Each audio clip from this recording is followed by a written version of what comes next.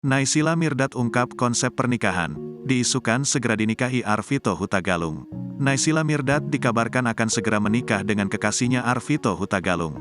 Naysila Mirdad diketahui sudah menjalin hubungan asmara dengan Arvito Hutagalung selama 1 tahun belakang ini.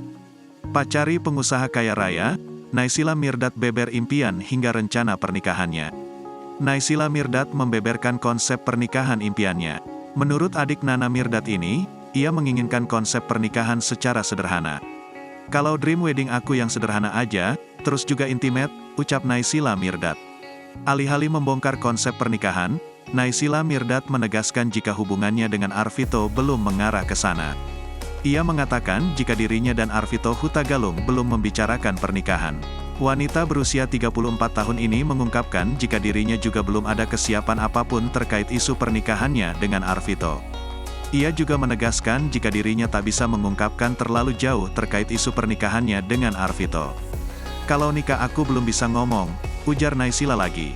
Lebih lanjut pemilik nama asli Naysila Nafulani Mirdad hanya meminta doa agar niat baiknya nanti menikah bisa terlaksana. Diketahui sebelumnya, Naysila Mirdad dan Arvito mulai go public sejak bulan Mei tahun 2022. Meski awalnya tak mau mengumbar asmaranya di depan publik.